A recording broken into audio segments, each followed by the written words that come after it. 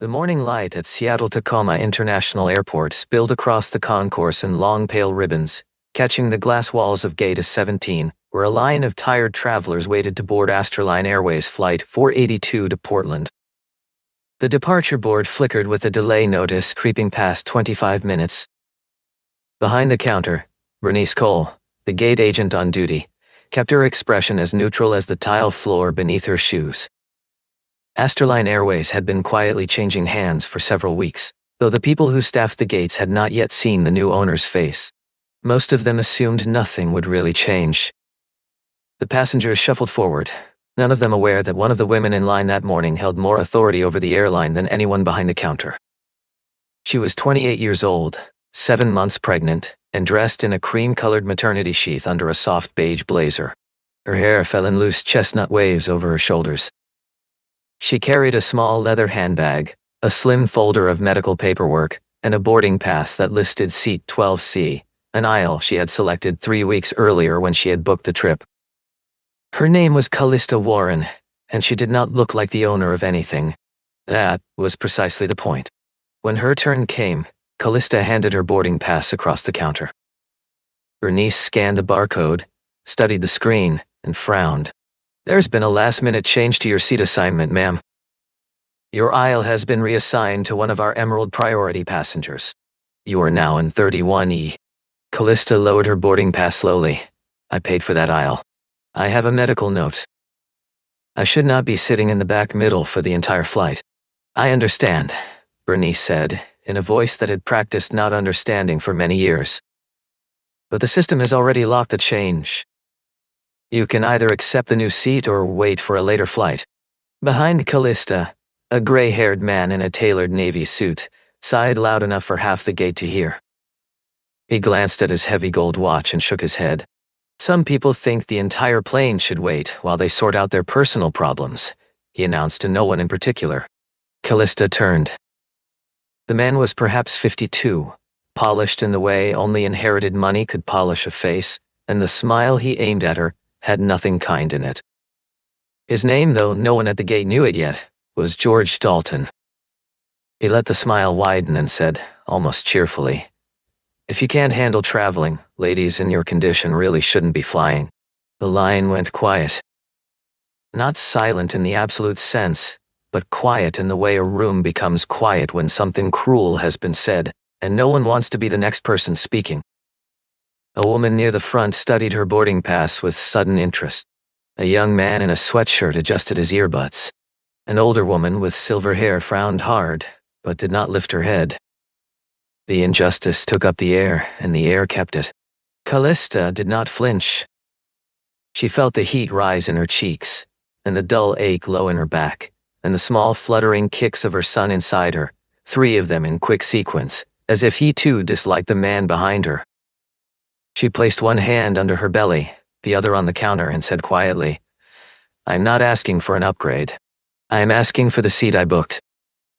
An aisle is not a luxury for me right now." Bernice glanced at the medical note without really reading it. "We cannot override the system because every passenger has a story, ma'am." That sentence was, for Callista, the beginning of the audit.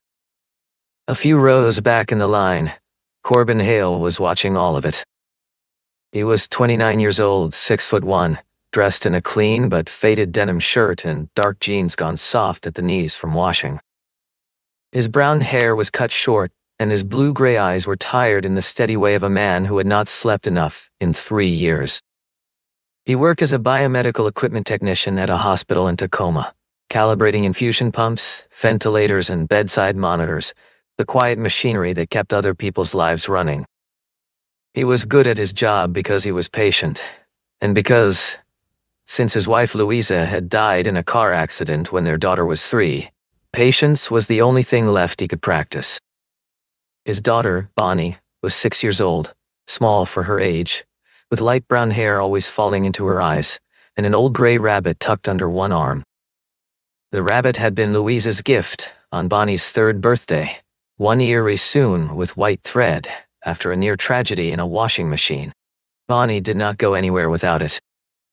That morning she was on her way to see a pediatric specialist in Portland, an appointment Corbin had been waiting 4 months to secure.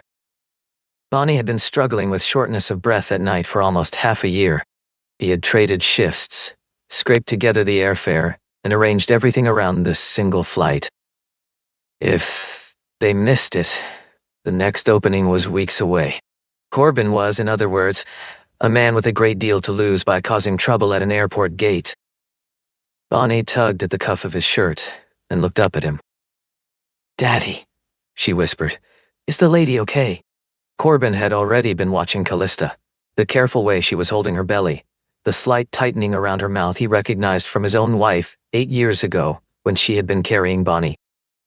"I think she just needs to sit down, sweetheart," he said. "Then why aren't they letting her sit down?" He did not have a clean answer. He shifted his weight, glanced at the gate clock, and felt the soft, terrible math of his own situation. He could lower his head, board the plane, and let some other adult find their courage. He had earned the right to be quiet. He had paid for it in funerals and night shifts and parent-teacher conferences he had attended alone. But Bonnie was watching him watch. He thought, suddenly, of Louisa. Years ago, before Bonnie was born, she had been pushed aside by a man at a clinic, a small everyday rudeness Corbin had been ready to fight over. Louisa had stopped him with a hand on his wrist. "You don't have to shout to protect somebody," she had said. "You just have to stand in the right place." Bonnie tugged his sleeve again and asked the question that decided the morning. "Daddy. If it were Mommy, would anyone help her?" Corbin let out a breath he had not known he was holding. He looked once at his daughter, once at the woman at the counter, and once down the line of passengers who had decided, with their whole bodies, not to see anything. Then he let go of his roller bag handle, kissed the top of Bonnie's head, and stepped forward. Before he reached the counter, Callista was making one last attempt. She slid the medical note toward Bernice and tapped it lightly. "This is from a maternal fetal specialist.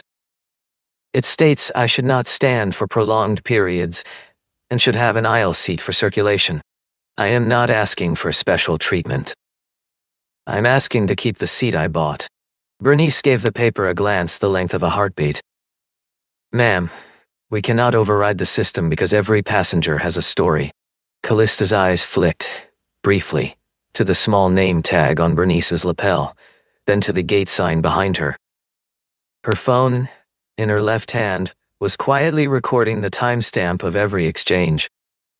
The note app on her screen, half hidden beneath the leather of her bag, bore the title Airline Field Audit, Passenger Priority Abuse.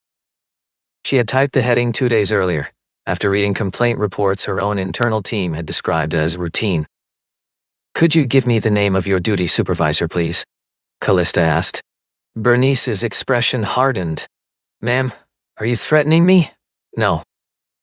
I would just like to record exactly who handled this.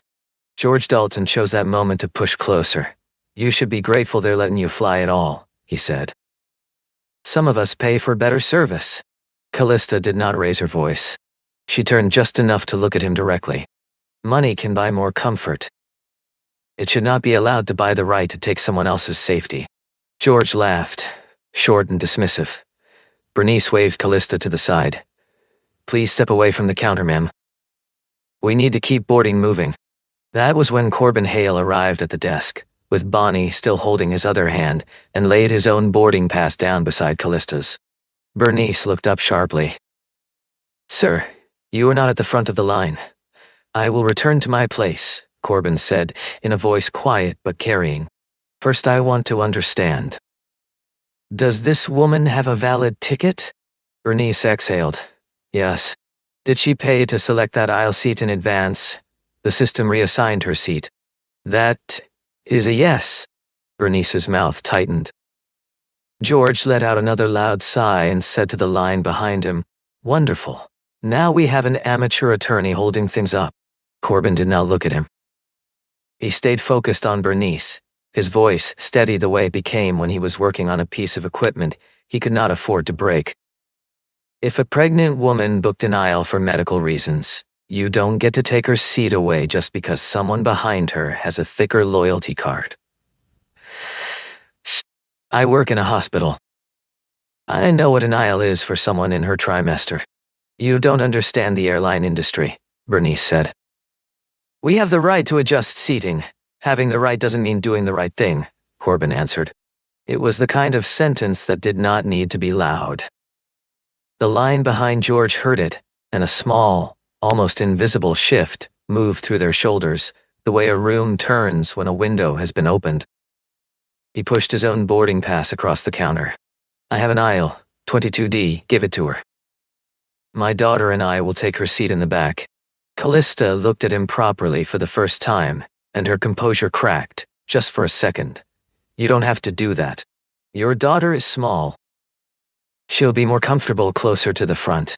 Corbin glanced down at Bonnie, who was watching him with enormous eyes. She is looking at me, he said, almost to himself. That is why I have to. Bernice processed the swap with poor grace, tapping at her screen as if the keys had personally offended her, and slid 2 new boarding passes across the counter. George Dalton, sensing the disruption had not gone the way he wanted, decided to make sure Corbin paid in another way.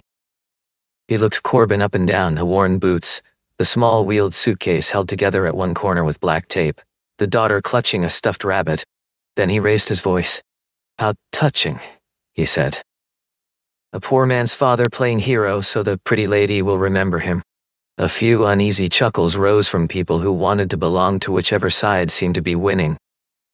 Most of the line did not laugh.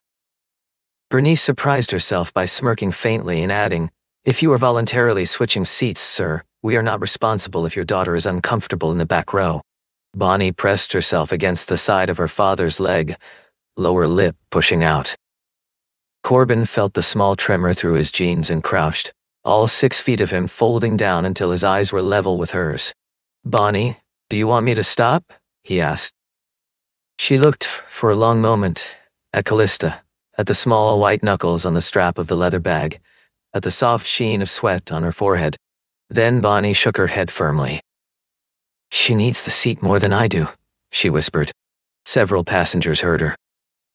The older woman with silver hair lifted her chin and looked at George Dalton with the kind of slow, patient disappointment grandmothers can summon without effort. A middle-aged man, 2 places back, muttered a single quiet syllable that was either a curse or a prayer. George was not done. You should teach your child the world doesn't run on pity, friend. Corbin straightened. He met George's gaze evenly, a man who had calibrated heart monitors at 3 in the morning, while a stranger's child fought to breathe. I'm teaching her, he said, that the world gets worse every time the kind people stay quiet. The chuckles vanished. Callista looked at Corbin with an expression no one in that line was sophisticated enough to read correctly. It was not quite admiration, and not yet anything more than that. It was the look of a person who had just decided something. The boarding line crept forward. Corbin and Bonnie made their way down the jet bridge to the back of the cabin, where their new seats waited next to the lavatory wall. Callista took the aisle seat that had been Corbin's, lowered herself into it carefully, and exhaled for what felt like the first time in 20 minutes. The pressure in her hips eased. The flutter under her ribs softened to a slow, regular kicking. George Dalton settled into his stolen aisle seat near the front of the cabin, and was promptly offered a warm towel and a complimentary glass of sparkling water by a flight attendant named Amanda Price. 2 rows behind him, Callista pressed the call button and asked, when Amanda finally turned her way, for a glass of water and a damp cloth. Amanda nodded vaguely, said she would be right back, and was almost immediately diverted by a second wave of George's gestures from up front. The water did not come. In the back, Corbin folded his coat across Bonnie's lap as the cabin doors closed and the safety announcements began. She tucked the rabbit under her chin. Daddy, she said, are you sad we had to move? He smiled at her. No, baby. A seat doesn't tell you who you are. The way you give it up does. She laid her head on his arm and was asleep before the wheels left the runway. When the plane reached its cruising altitude, Corbin looked toward the front of the cabin. Callista was trying to lean back, her face still pale, the empty tray table in front of her still empty. He pressed his own call button. When Amanda passed by, not particularly meeting anyone's eyes, Corbin said evenly, The woman in 12C asked for water about 10 minutes ago. Amanda paused. She looked once, sharply, at Corbin in his back row seat, then forward to Callista. Something shifted behind her eyes, the way it does when a person realizes, briefly, that they have been doing their job for the wrong people. She came back 2 minutes later with a bottle of water, a cool damp cloth, and a small package of crackers. A few minutes after that, a man too rose up, reached for an oversized roller bag in the overhead bin and lost his grip. The bag began to slide, and it would have landed squarely on Callista's right shoulder if Corbin had not been standing already in time to catch it. He set the bag back into the bin gently, said only, "Careful, sir. There is a lady right under that," and returned to the back without making eye contact. A few minutes later, on her way back from the galley, Callista paused at the row where Corbin sat. She kept her voice low so as not to wake the child. "May I ask why? Why what? Why you stepped in?" "You don't know me." He looked up. The cabin was dim, because no one else was going to. "Weren't you afraid you'd lose your spot?" He glanced down at his daughter. "I was afraid," he said. "But I'm more afraid of her growing up thinking that silence is the safer way to live." Callista did not answer right away. Then she nodded once, said, "Thank you," and walked back to her seat. She sat down, opened her phone, and added a sentence to her audit notes. "Passenger Corbin Hale corrected what our staff failed to do." Airline Airways had once been a family company built on small kindnesses. In the last 10 years, under an executive team chasing quarterly margins, loyalty tiers had grown teeth, and customer-facing staff had been trained to treat complaint avoidance as more important than complaint resolution. Callista Warren had bought the airline through Warren Mobility Group 6 weeks earlier. Most frontline employees would not recognize her if she walked past their counters. Her internal reports showed flawless service metrics. Her complaints inbox showed something else. Dozens of polite letters from elderly passengers, mothers, disabled travelers, and pregnant women, all describing variations of the morning Callista had just experienced. She had decided the only way to know which set of numbers was true was to walk through a gate herself and find out. Now, with the cabin lights dimmed, she opened a new note and began to write. A medically documented passenger had been deprioritized for a loyalty tier customer. A paid aisle had been moved without consent. Staff had not read the medical letter. A gate agent had used policy language to silence a question. A paying passenger had publicly insulted a pregnant woman without correction. An ordinary man with no reason to involve himself had fixed what an Airline employee should have fixed in the first place.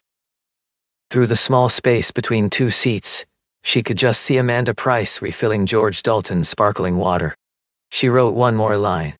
Two-tier service is now structural, not accidental. She sent a short message to her assistant, Vivian Cross. Have ground operations and the Western Region Manager meet me at Gate B14 on arrival. The reply came back almost instantly. Understood. Callista closed her phone, leaned her head against the window, and rested her hand against the small rolling kicks under her ribs. She did not sleep. She listened. The captain's voice came over the speaker, announcing initial descent into Portland. George Dalton stood up before the seatbelt light turned off. He pulled down his briefcase and inched into the aisle, ignoring the soft chime that warned him to remain seated. Amanda Price saw him, hesitated, and offered a soft "Sir, please stay seated until the captain gives the all-clear." When he kept moving, she said nothing more. 3 rows behind him, Callista felt a sharp twinge in her left calf and shifted forward on her seat to ease it.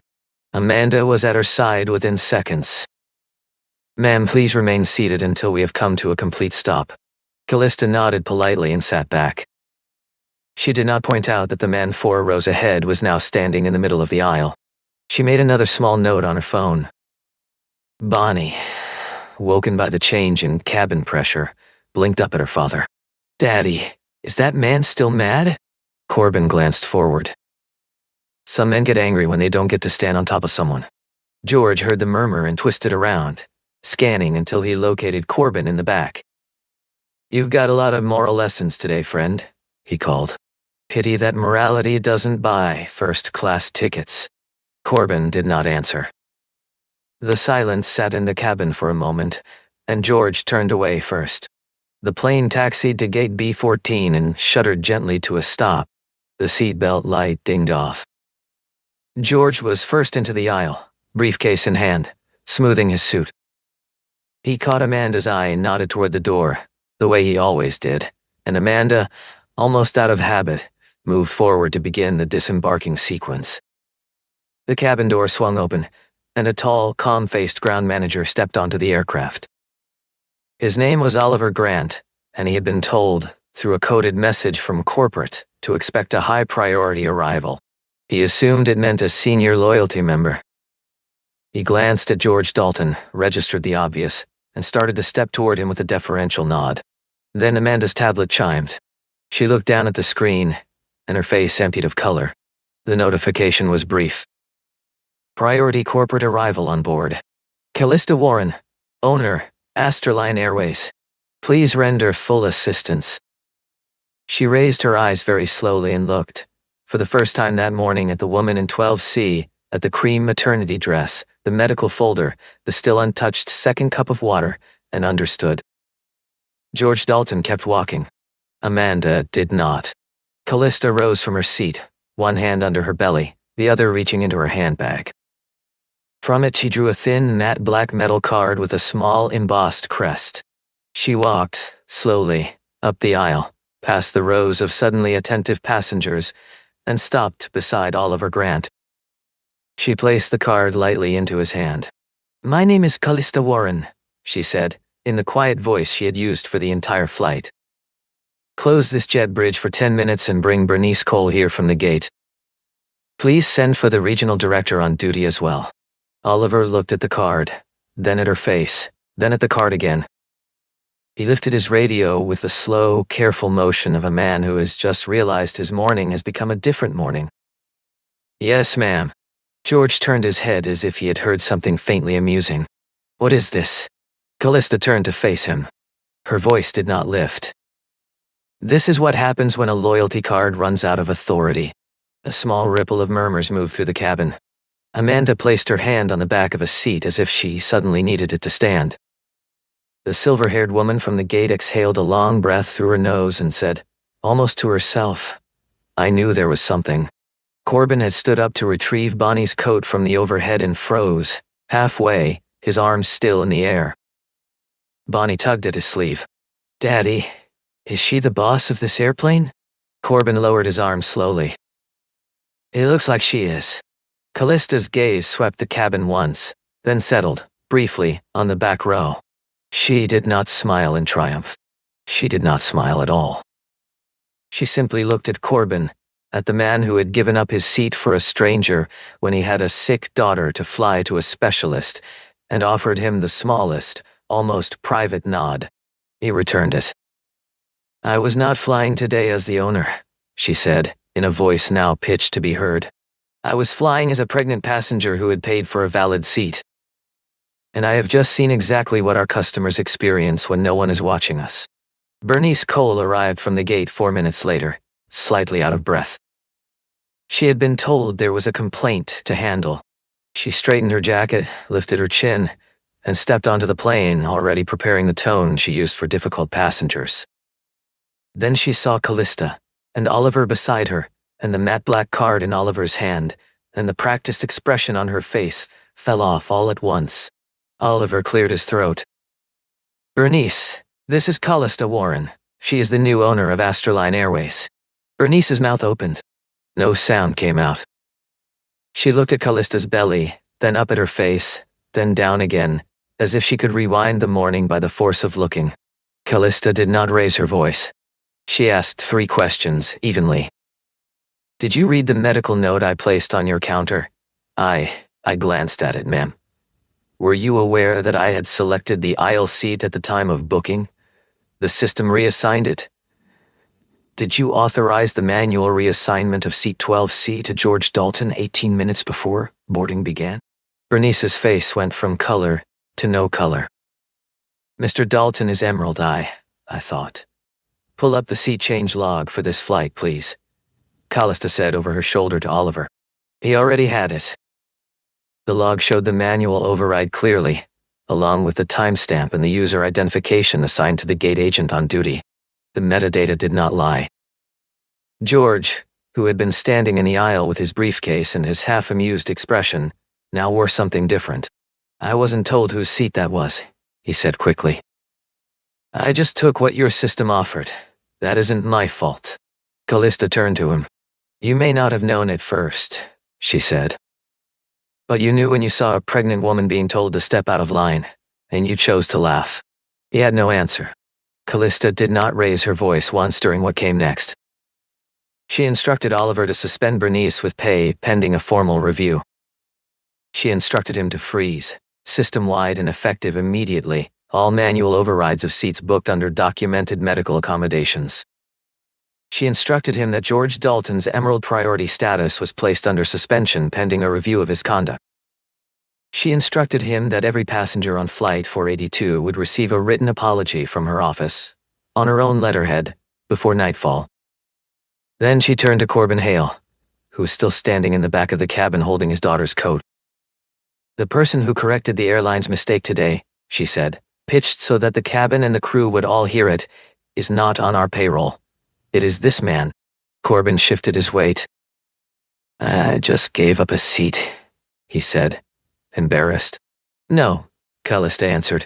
You protected a stranger's dignity when an entire system of mine failed to. Don't make it less than it was. Bonnie squeezed his hand, her face tilted up with an expression that was, for a 6-year-old, surprisingly grown up. Bernice finally began to cry quietly, the way people cry when their anger at themselves arrives later than it should have. Callista did not soften immediately. She looked at her, not unkindly, and said, I hope you learn this, not because I happen to be the owner, but because next time, the woman standing in front of you may have no power at all to defend herself. And she will still deserve every ounce of the courtesy you decided not to give me this morning. The disembarking that followed was the strangest in Oliver Grant's 12-year career. George Dalton walked off the plane without looking at anyone. The other passengers filed past Callista and the jet bridge with murmurs of support. A few quiet thank yous, 1 or 2 whispered apologies for not having spoken up. The silver-haired grandmother stopped, took Callista's hand briefly, and said only, It has been a long time since I have seen a woman handle something like that without shouting. Callista smiled at her, tired. When the cabin had cleared, Callista walked back down the aisle to the row where Corbin was helping Bonnie into her coat. She crouched, slowly, to be at the little girl's eye level. What is your name, Bonnie? That is a beautiful name. Bonnie held up the rabbit. His name is Mr. Buttons. His ear got fixed. He looks brave. Bonnie nodded with great seriousness. Callista straightened and turned to Corbin. I would like to thank you properly. Airline will refund your tickets. We will cover any expenses. We will provide travel home in any class you prefer. Anything else I can do for your family today, I will. Corbin shook his head slowly. I appreciate that, ma'am. But I didn't do it for any of those things. I know. All I really need is to get my daughter to her appointment. We have waited 4 months for this consult, and we are running tight on the schedule. Callista's face changed. What kind of appointment? Pediatric pulmonology. She has been having trouble breathing at night. Callista did not hesitate. She stepped to one side, lifted her phone, and made a brief call. When she came back, the answer was already arranged. A car was waiting at the curb to drive Corbin and Bonnie directly to the medical center. Vivian Cross had personally telephoned the clinic to confirm the appointment and to explain that, even if there was a slight delay, the slot was to be held. A representative from Airline would be at the hospital reception when they arrived. Corbin started to thank her and stopped, because it didn't feel like enough. I'm not doing you a favor, Callista said quietly. You did one for me. Bonnie looked up at her then. The rabbit clutched against her chest and stretched out one small hand. She didn't say anything. She just touched the back of Callista's hand, once, very lightly, the way a child blesses something. Callista placed her own free hand on her stomach, on the small kicks of her son, and her composure trembled, very briefly before she steadied it. "My boy," she said, "had better grow up to meet a man like your father." 3 weeks later, Airline Airways held an internal meeting at its corporate offices in Seattle. Regional directors, senior gate managers, training leads, and senior flight crew were in the room. Callista Warren stood at the front of it, her dress navy blue and uncomplicated, her belly larger now than it had been in the cabin. Behind her, on the screen, were 3 words: Passenger Dignity Initiative. She did not begin with anger. She began with a sentence. "The problem is not that I was reassigned out of my seat. The problem is that, if I had not happened to be the owner of this airline, it would not have been a problem at all." She spoke for 10 minutes, and most of what she said was a list. Medically documented seating accommodations would no longer be subject to manual reassignment by gate staff. Pregnant passengers from the start of the 3rd trimester would be flagged and assigned dedicated supervisor-level support during boarding. Every gate agent would log review of any medical letter presented, with the supervisor signing off before any seat change. Complaints involving vulnerable passengers, elderly travelers, pregnant women, children, passengers with disabilities, would be escalated automatically to a regional manager within 24 hours. Loyalty members who used their tier status to pressure or insult other passengers would face suspension. Customer-facing staff would be retrained on the principle that policy is meant to protect the dignity of every passenger, not the convenience of the highest-paying ones. She finished, set down her notes, and spoke in her own voice. "Numbers are easy. Anyone can move a passenger from 12C to 31E in 2 clicks. What is hard is remembering, every time, that the person you are moving is not a raw number. She is somebody's mother, somebody's daughter, somebody who paid you to take care of her for a few hours. We are going to remember that. Or we are going to find new jobs." The room was very quiet. Corbin and Bonnie had come as her guests, at Bonnie's insistence. Bonnie had wanted to come because, in her own words, she wanted to see how the boss of airplanes, lady, fixed her airplane. He had laughed at that and put her in her good red coat and brought her along. In the meeting, Callista had not called him a hero. She had called him a passenger who did what the company should have done first.